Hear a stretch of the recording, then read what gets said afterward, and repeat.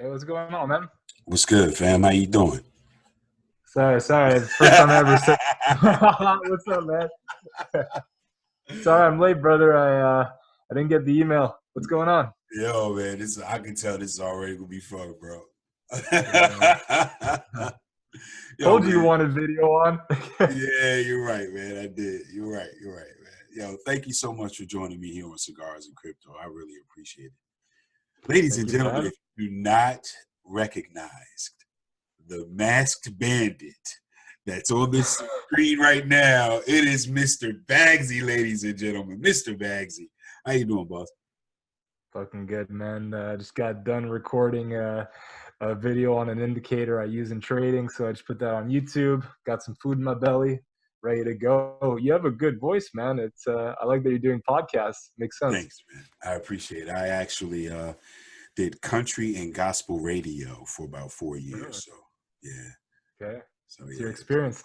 Yeah, a little bit. I haven't used it in a long time. I've been in IT for a long time. But Mhm. once I got into crypto, well, let me take that back. Once I got into crypto Twitter, the idea of doing a podcast kind of resonated with me. So I decided to come back to Hmm. What did it. you? So, What resonated with you? um, I guess it's your show, so I'll let you ask the questions. But I'm no, curious. actually, you know what? I, I want this to be a discussion. Because I want people to understand what you bring to the space, the way I understand it.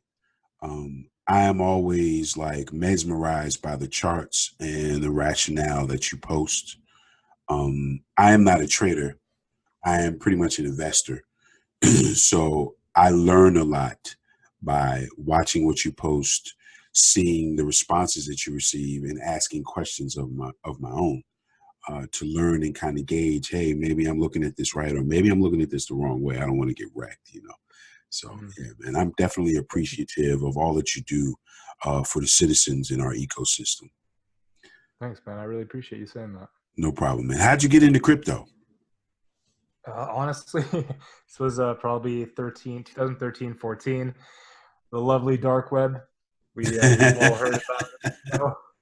So I used to really enjoy going on the forums, reading about stuff. It's always good to get another aspect about stuff. And I realized that there was, Bitcoin and then Monero, privacy coins. I was like, wow, this stuff's kind of cool. You can buy stuff with it. So I started reading about it, and the more I dove into it, the more I realized that I really enjoyed the ethos, just being your own bank, uh, managing your own money.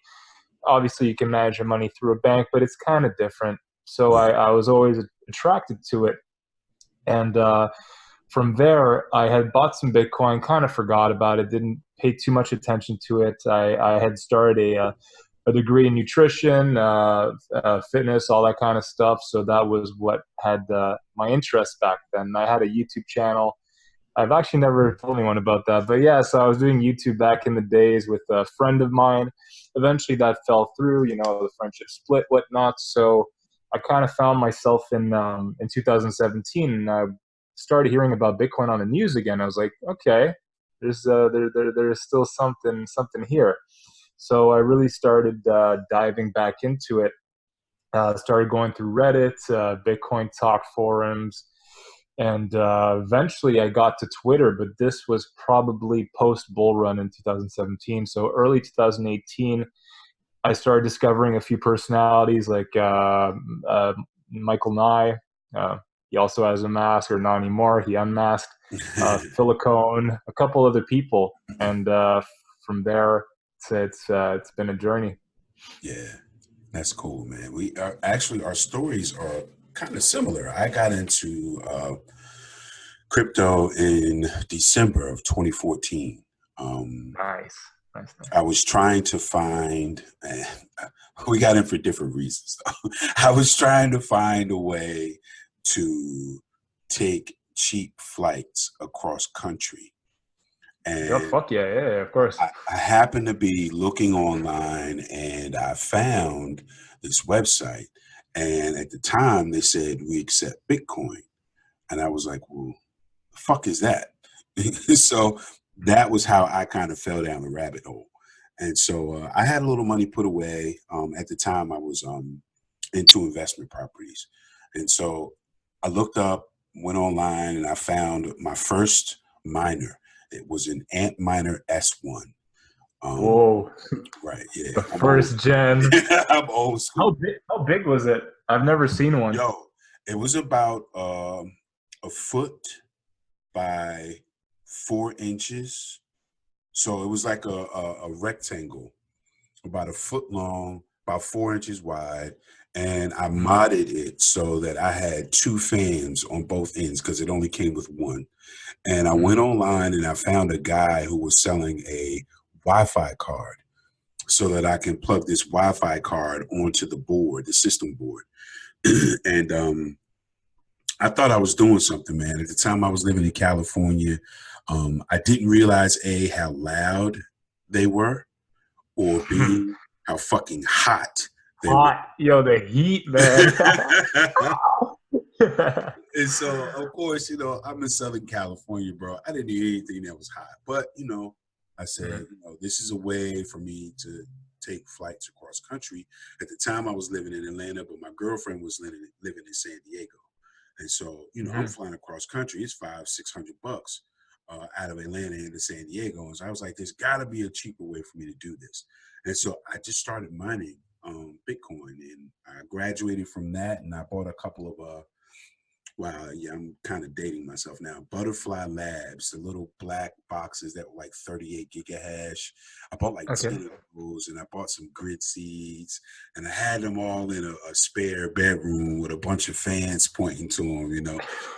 And the shit was kind of sweet, man, because I was doing all right, but then I got the first electric bill, and yeah, it was kind of What crazy. did that look like? Yo, it was like $600. Oh, my So, heart. right, so here I am thinking, yo, I'm making great money doing this. If I'm doing, if I'm making yada yada yada a month, then I Mhm. realized, man, after I paid my electric bill, I was making next to Mhm. nothing. So I said, well, maybe what I'll do is I will just start buying it. And so there were a few OTC places where you could get it in San Diego and Temecula, and I would accumulate it. But I I never came into the space under the auspices that I would get rich. My goal was simply to use it as an alternative to my paycheck. So, unlike most people, up until literally until the crash in like January, February of 2018, every ounce of Bitcoin I accumulated, I spent between flights, between overstock.com. I think I blew through like Fucking maybe, overstock. yeah, man, I think I blew through like maybe 8 Bitcoin. And so, of course, December of 2017, I'm kicking myself in the nuts. Like, what the fuck was I Mhm. doing? It's like 20 Yeah. stacks right now, But, like I said, man, I do okay. So I'm not in this space to get rich. I just like being able to participate in the ecosystem. So now, fast forward about 10 years, I'm older, 4 kids, a wife. Now I just dollar cost average and I just buy Bitcoin and I play around with a Mhm. couple alts, but I don't really do too much big. I don't want to get Yeah. the alphabet boys all in my finances and have them start asking me questions. You know what I'm Of saying? course. Of course. So, but yeah, man, we have similar experiences and when we got into the space, and Mhm. it's a great thing, man. How did you learn to? Well, before we go there, my podcast is primarily for no coiners. I don't Mhm. know if you can tell by my posts, but I am a prolific cigar aficionado. And a lot of Mhm. the guys that I smoke with know that I'm into crypto. And so they ask me a lot of questions. And that Mhm. was actually what necessitated me coming into the space and say, you know what, I'm going to start a podcast just so they can, I don't have to keep answering the same question every time I hit the lounge. So from Uh, like a high level overview, um, how did you learn to identify trends in the market that would warrant you making an investment or not making an investment in a coin or token? it's a really good question, actually. Well, firstly, how I learned was trial and error. Quite simply, I bled a lot of money, countless amount. No, no joke. That's just how it is. Because in crypto, it's not like you can go to school. I mean, you could get an education in economics, finance, trading, or whatnot, but crypto is a different type of demon. But one thing that I've been good at is kind of detecting trends in a way where, let's take Tron TRX as an example. I feel that maybe some of your friends may have heard of Tron, Justin's son, Mr. Pumponomics. So that type of figure, he's the type of man who can move a market. Right. So I guess the first thing I noticed is that if you can just get a bit before the crowd, just a bit, and position yourself in such a way that you're there, you can definitely do well. So these projects that have the Justin Sons, kind of like Binance with Mr. CZ, these kind of projects that have that are are easy to identify. Now, it's not easy to identify a trend typically, but just I don't know if your friends are interested, but there's a website called Coin Market Cal with a C, not Coin Market Cap. It's Cal, and that's a website where you can look at the calendar for your favorite project. And let's say you were to put Tron in there, you can see a couple months ahead what they have coming up. So a good example of what I'm trying to explain is back in December of well, the December that just passed. Tron was looking pretty nasty, but in January they had an event called the Nitro event. It was this big conference for Tron, and obviously Justin wanted to look really good. So my idea was that leading up to that there would be a movement upwards, and it played out. Same with I don't know if you may have heard of Cardano ADA. Yeah, Same definitely. thing with Cardano. So these bigger projects that have the stage and that have billions of dollars, they definitely don't want their project to look bad on a chart leading up to it. So not only that, but people will also purchase in the anticipation of good news. So if you use that website, for example, and it's completely free, and you were to type any of these top 10, 20 coins, you could kind of spot a trend ahead of time. And then there's also the looking at the chart, how to spot the trend. But as you said, your audience might be no coiners, so I wouldn't want to dive too deep into that. But there's that whole other aspect too. Okay. So So yeah, from, I guess, a 50,000 foot overview, what we just discussed was the difference between fundamental analysis and technical analysis. The fundamentals, looking at coin market cap to see when things are going to occur, looking at the market holistically, is hmm, fundamental analysis, where technical yeah, analysis is candlesticks and charts and triangles and squares and rectangles and that kind exactly. of. So And I actually had mm, this discussion the other day about mhm. about exactly that. And your explanation was wonderful. And I appreciate the URL that you gave, because I know people are going to ask me about it. And honestly, I've never heard of it, so I'm going to use it too. Mhm. I'm more of a It's useful. fundamentals guy because I'm not a trader. So that, that really Mhm. works out well. Thank you for that. You're more than welcome. And just rule of thumb, it tends to work out better when the project is bigger, just because more people know about it already. So you can also use that website for $1 million uh, market cap coin, but it really won't work as well as the big dogs. So that's something also to take into consideration. Not to say it won't work out in a similar way, but typically the more people that are behind the project or who know about the project, the more the odds of that person putting money, and the more money would actually the more money that would be there would move that coin even further. So that's something to think about. It's getting Cool. hot in here. Get my Yeah. AC on. You So got yeah. that ant miner in the back. Oh, dude, you want to laugh? Okay, you want to laugh? I actually did. I had this setup back in. I got a shipment end of 2017. They had released the I think it was the S, yeah, the S9s, and I got a batch in early December. I got it early. It was supposed to deliver in January, but for some reason it came in, and I had a few plugged in an apartment I had. I can't say where, but I got free electricity there. So here I am, in this fucking hot box, man.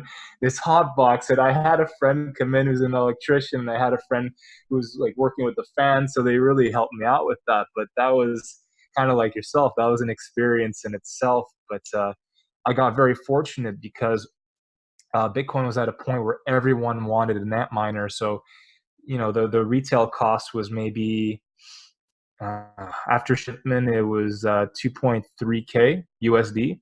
I'm in Canada, so it was around 2.8.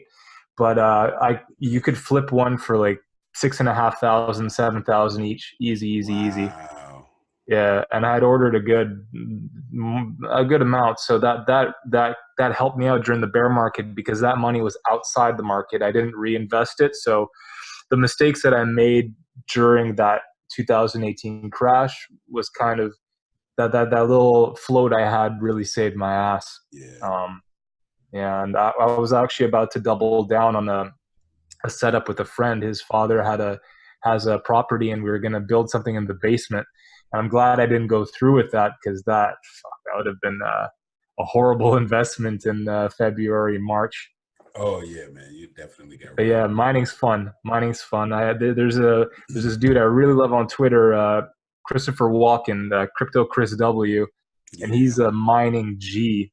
And more importantly, I feel he's a good man. So for any one of you who are listening at home, hit him up on Twitter. He has a Discord, Proof of Walken, and it has over close to 2,000 miners, and he posts a lot of relevant stuff on there. So I definitely recommend y'all check him out. Yes, please do, everybody. He's actually going to be on the show at the end of the month. So, Okay, so nice. I thought I remember hearing about that. Yeah, yeah, yeah, yeah, sick. we're going to have some He's a really, really good, real smart dude. yeah, man. So, let me ask you a question. I want people who don't know about crypto. I want people who know a little bit about crypto. I want people who know everything about crypto. We've touched on the last two, but for folks who are new to the space, who are willing to kind of dip their feet into the pool at this point, where do you see the future of adoption going? Where do you see opportunities for adoption? When I first got into this space, Mm, everyone kind of championed adoption, but there was no real relevant entity or tool that no coiners could use to get in. Fast forward almost 5 years, and now you've got Gemini, you've got Coinbase, you've got Cash App, entities that have built infrastructure and UX UI tools that allow no coiners to just buy without even thinking about it. Do you see in the next 3 to 5 years the mass adoption that we as an ecosystem have been looking for? Or do you see it as a kind of slow walk, arduous kind of march towards mm. adoption? It's a very good question. I don't know. Um, uh, let's take Libra Coin as an example. Libra Coin is the stable coin created by Facebook and Right. Mark Zuckerberg and all that. So we can already kind of see that certain entities are taking steps to corner the market. They want people to use their cryptocurrency.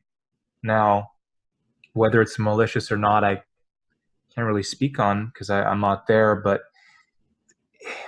I think it's going to happen faster than people expect. I I know that Bitcoin will have its place, and I feel that there might be an attack in a sense that imagine Bitcoin is created by the CIA to create a cashless society and to have something where you could track every person's purchase across the world. Wouldn't that be something? But I think it's going to happen really fast. And I feel that this recent parabolic move up on Bitcoin, in case at home no one's been looking at a chart, Bitcoin has gone from 3.2K to close to 14, right? I haven't, none of my friends have hit me up and been like, Bagsy, should I buy this Bitcoin? No, I haven't had one myself. So that makes me think that this move wasn't because of retail. It was because of institutional players. Right. So they're positioned. They bought the bottom. They're there, and yeah, I think it's going to be a crisscross between mainstream adoption and when they want to move the market. Okay. Um, So you think but it's to be no? Go sorry, ahead. go Go ahead. ahead. No, no. Go ahead. I was going to say to be truthful, I don't know. I can only speculate, but it's definitely going to happen, and I don't know if it's going to take 3 to 5 years. Okay. This market is like this market's like the stock market on crack. It's super quick. The cycles are much faster. Everything plays out a lot quicker. So I feel that all it takes is a couple news pieces, CNBC or CNN pushing it, some big players dropping news, and that thing's gonna go. Yeah. But that's my best guess. I don't Yeah. know. Yeah. That's a great response, man. What do you think? I'm curious. Um. Well, to start on the CIA thing, I have heard that before. Um, I have also heard that uh, sovereign nation states know that their currency is worthless, and they are giving the impression that they do not like cryptocurrency. They're giving the impression that it can be used for malintent, but it is their intent to move us to it. Um, whether that's true or not, whether it's some kind of, conspiracy theory, I really don't care. I'm a capitalist, bro. If I can make money on that shit, fuck it. Let's get paid. Let's get Mhm. this cash and move to the next. Amen. You know what I mean? Yeah. There's no ethics in this. Nah, No, man, but yeah, none, none whatsoever. And as far as Libra, I just had a discussion with James Burden of the Veil Project, and in okay. that discussion, we talked about Libra and what we thought was going to happen. He had an interesting take on it. He thought that there was space for it in the ecosystem. Um, I believe that was what he said. I have to go back and check my interview, but I Mhm. am under the belief that this experiment is going to create an inherent need for decentralized exchanges and the mass adoption of privacy coins. There is no fungibility to Libra, none. There's no decentralization associated with Libra. And while people are quick to jump on this Libra bandwagon, the minute your transaction gets denied, the minute that that you can't even call it a chain. The minute they just arbitrarily change transactions and prohibit people from engaging in commerce, people will realize we've signed a deal with the devil. Like, what did I do? Right. And now I got all of my money wrapped into this thing that isn't fungible, that I can't use outside of this ecosystem, that I can't transact with individuals in a peer-to-peer fashion, that is monitored far more easily than any blockchain analytics firm can monitor your transactions on Bitcoin. And I think that's going to really pump the fuck out of security and privacy coins and tokens. And I'm not, like I said, I'm not like an accredited investor. I don't have a lot of fucking money in crypto. But I am taking steps to start investing heavily in privacy and security tokens and payment processors for that very reason. Mhm. I think Libra is a Trojan horse that is going to move and onboard more people than any Coinbase or Bitstamp or Gemini could ever do. But Mhm. when they come, it'll be too late.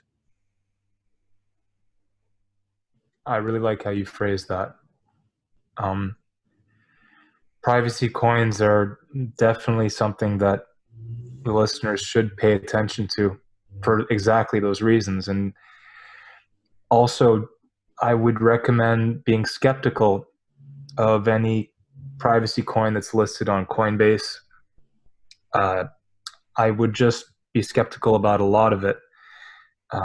Make sure you do your own research. And I truthfully feel that a lot of the privacy coins that state they're private are not. Mm. Um, and that's, for example, just the Coinbase example, I'm speaking on Zcash.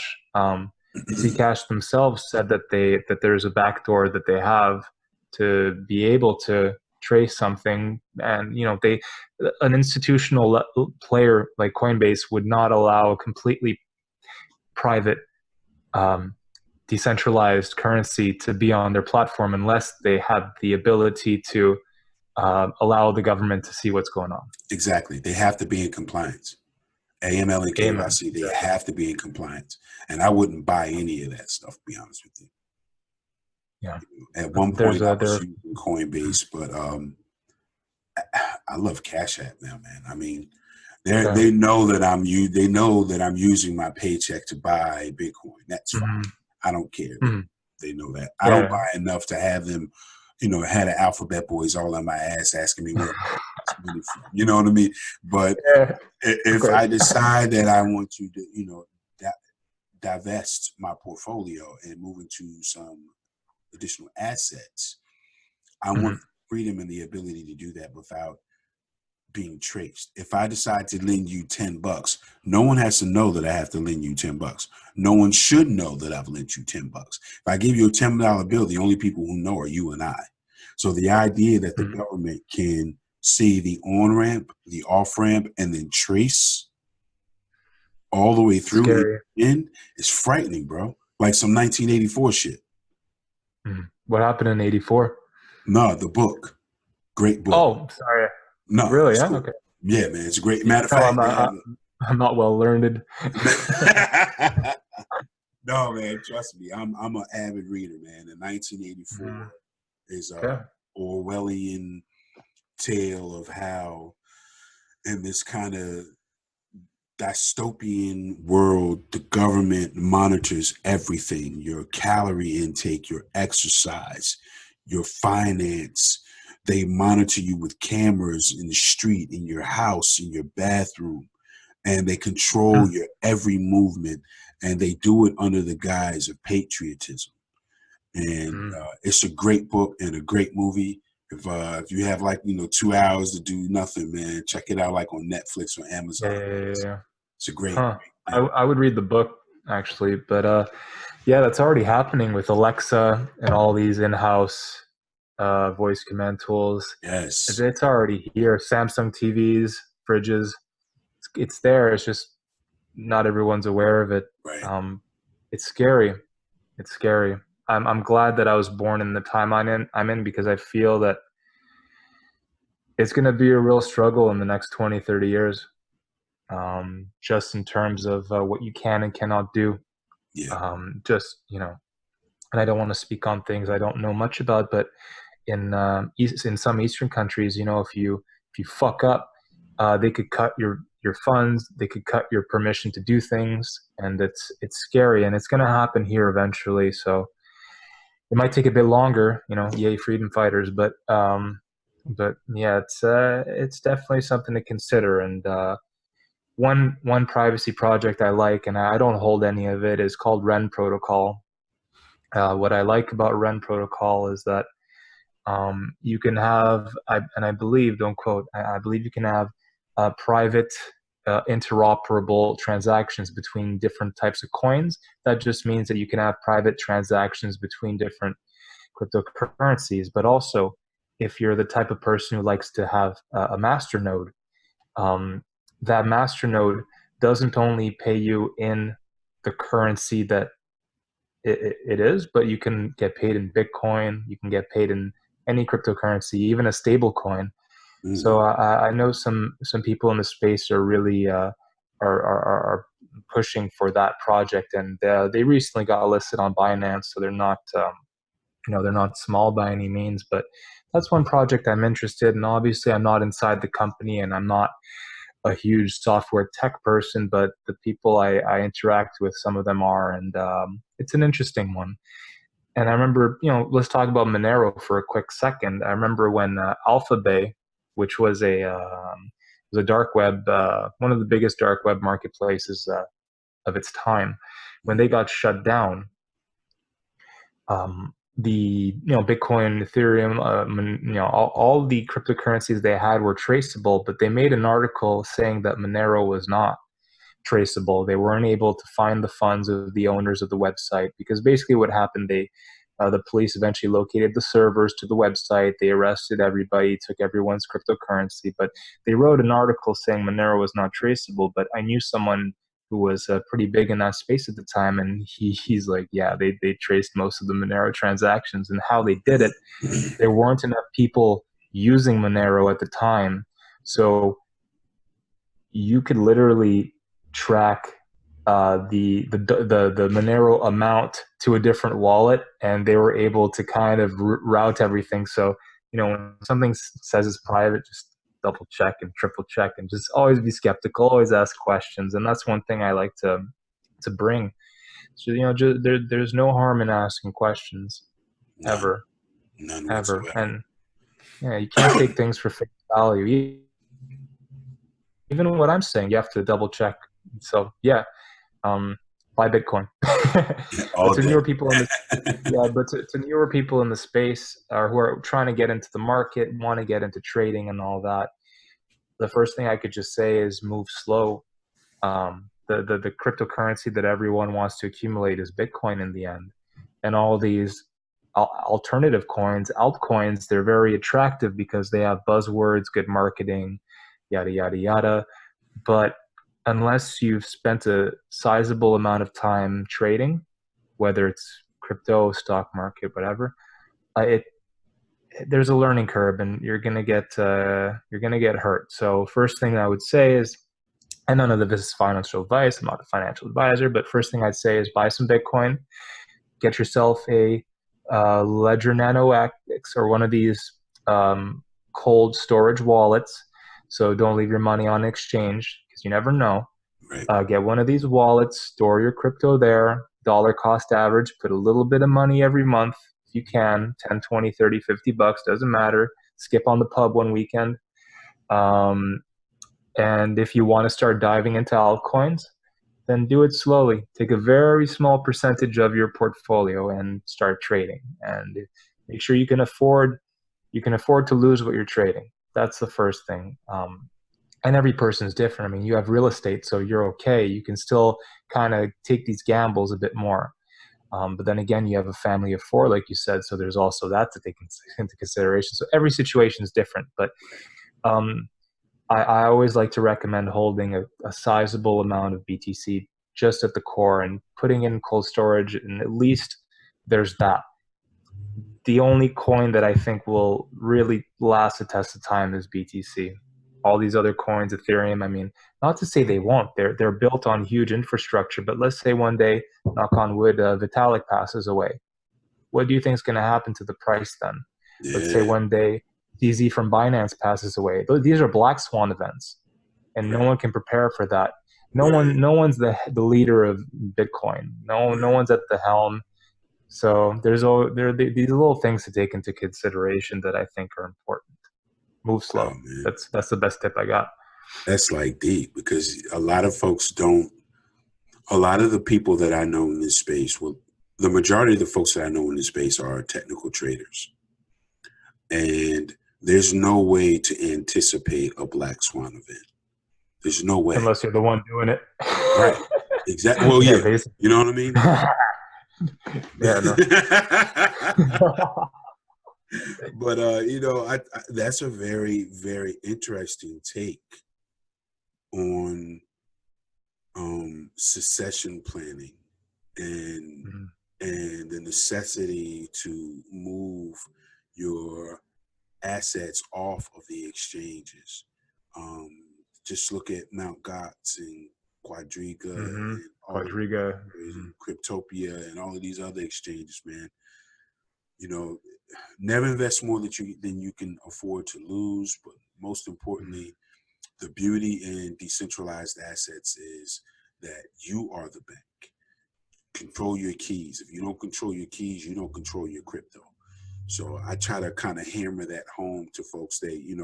People that are on board, they're quick to show me their Coinbase account and show me their Cash App. And I Mm. frequently remind them, well, first off, fucker, don't ever do that. Don't ever show anyone what you got. And Exactly. Yeah. then move that shit out. You know what I mean? Cash App could go down one day, and then boom, you Mhm. don't have any crypto. And Exactly. good advice about the Ledger Nano X. I'm on the fence about the X though, bro. I like Hmm. my S. I like being able to plug in. There's something about Bluetooth over the air that is just kind of creepy. Mm. Like, Yeah. Yeah. No. No. No. I'm always I wary meant that I meant to people say are going to step yes, in. but yeah, you're right. No, I think you're right on that. You never know. And I'm not enough of a tech guy, but good old wire goes a long way, right? Yeah, man. I've posted that on Twitter a couple of times, and every time I post it, they are like really quick to assure me it's safe, it's secure. I'm from the hood, bro. When you tell me some Mhm. shit is safe and secure, that shit is not safe and secure. That's It's it. probably a back door for somebody to get in and get in. You know what I mean? It's something like, nah, Yeah, I'm good. 100%. So I'm gonna stick with my Nano S. I probably, grab another. I've been wanting to play around with the Trezor. So I Mhm. may go that route at some point, but yeah, man, that's Mhm. that's really good advice that you gave, man. Really good, really good. Anything that you want to talk about, man? Anything you want to discuss? Hmm. Anything that you want to mention to my audience or your audience? It's a very good question. Man, if you want to get into trading, whatnot, I'd recommend you firstly follow me on Twitter and take a look at the people I'm following. And I'm definitely not the best. I've come a long way, but I still have so much to learn. But I'm learning from a lot of people, and I still have mentors that I look up to. So take a look at my following, start following these people. But I guess what it boils down to is just like you said, don't talk when you don't have to. Don't let people know what you have. Be quiet about what you do. Don't stir the pot too much because if you piss off the wrong person in the space, they could really get at you. Yes, they can, Um, man. yeah, and it's scary. And I also do a podcast myself every Wednesday. So if ever you're available, I'd love to have you on. It's called the Wednesday Night Crypto Chat. I do with my boy Cryptunes, and we get a lot of cool people in the space. We've had traders, fundamentalists, interesting characters. So yeah, no, we've had all kinds of cats on, and it's something I really love. And well, what do you like? What brought? I know you said you're doing podcasts so that your friends and family can kind of get an idea, and they're asking you questions a lot. But you were into radio, you said, right? Yeah. How do you find this differs from radio? Do you like it more? Or is it the same thing? What is it for you that makes you keep doing it? Um. Well, it's kind of cool because when I got into radio, I never wanted to be like a DJ. I wanted to be an on-air news announcer. There was a guy who was my mentor. His name was Phil Feliciangeli, and he worked at an AM radio station where I live. And this guy was mechanical. He had the weirdest accent until he popped the mic. And then this guy sounded like a machine. He was amazing. And Mm, this station had on the FM side, it was country radio. So overnight I did country radio. But I would stay in the mornings to watch Phil do his 6 a.m. show. And mm, I shit. really wanted to do that kind of work. Um, Fast forward to now, I like this because there is a level of intimacy involved with being a DJ, but there is real intimacy involved with being an interviewer because Mm, you are able to pick up on those nonverbal cues. You're able to engage the person that you're speaking with. Most importantly, you're able to ask follow-up questions because you're not restricted to a timeline the way an on-air announcer would be. So I really like this. It's kind of cool because skills I haven't used in 25 years, I'm now able to use again. The technology has drastically changed, Mm-hmm. but the overall premise is the same. How it works, why it works is the same. Instead of just having a massive soundboard in front of you, now I'm able to do it with a laptop computer and $100 microphone from Amazon. So it's not too bad at all. Not bad at all. That's a great question. I don't think I've ever had anyone ask me that before. I'm glad to be the first. Yeah. One more question, if you don't mind. Of course. What kind of advice would you give to someone who wants to get into podcasts? Is there anything you could tell them that could help them on their way? Take the leap. It's your first couple are not going to be pretty. There are things that you learn along the way. Mm-hmm. Failure is the best teacher. And have fun. Don't be too hard on yourself. Don't let your expectations paralyze your progress. Be willing to step out, be willing to be flexible, and most importantly, just have fun, man. Grab a microphone, plug it into your computer, grab a halfway decent set of headphones, and just go for it. Talk about things that you love. Don't talk about things you don't know. Talk about things that you love, so that you provide credibility to the people who are viewing or listening to you.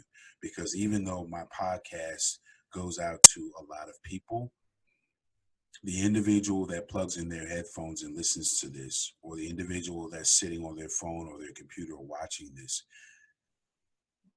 we have a one-on-one connection at that moment. And so be credible, be knowledgeable, and have fun. That's pretty much it. I love it. I fucking love it, man. You're very real. I like you. I'm trying, man. You know, I'm an older guy, so the space is kind of weird for me.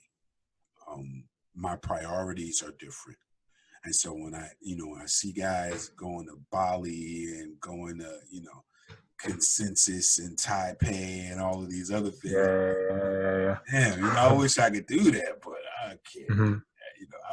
You got responsibilities. Yeah, I'm like 100%. old man. You got to hold it down.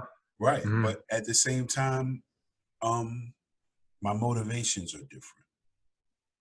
I am not worried about accumulating wealth through crypto. So this is purely a labor of love for me.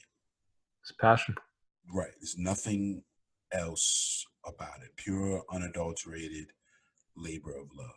And so I'm not the guy who goes out and is looking for 20, 30, 50,000 followers. I think I have maybe 2,200. And if that never changes, I'm totally cool with that. Because the people who follow me know to expect the occasional chart and the occasional cigar, the occasional rant, and a consistent number of podcasts coming out of my, off of my computer once or twice a month. Yeah, man. I love it. Cool, man. I think I was going to add to that. Consistency, like you said, is important. Whether it's podcasting, whether it's crypto training, whatever it is, staying consistent. And something else you said I liked is taking the leap. That's more important. A lot of people get stuck game planning and wargaming it and looking at it over and over, but you'll only really learn from starting it and embarrassing yourself a bit.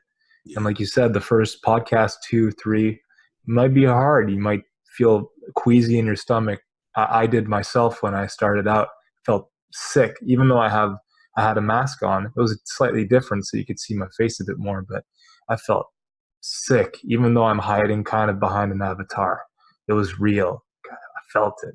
But with time, you get into your element. And if you're authentic, if you're real, if you talk about the things you know, and you're not afraid to be wrong, or you're not afraid to say that you don't know something, then you'll go far. But yeah, take a leap, even if it's not podcasting, even if it's trying out for something. Just go for it. You never Yeah, know what let's you might do love. it. Yeah, man. Exactly. Bagsy, this was awesome, man. I Thank you so agree. much for your time, man. I really appreciate it. I would Thank you for having me, man. I would love to have you back on the show. I would love to join And you you on and you your on show. mine, man. Yeah, I would love to join you on your show, man. Whenever you're ready, just send me a link, let me know, and I'll be, Perfect. man. That's awesome. And I'll hit you up after this because I want to share this with everyone. So it's been real good, man. I appreciate you. No problem, man. Thanks so much. You have a good night, all right? Thank you, man. Take care. You too.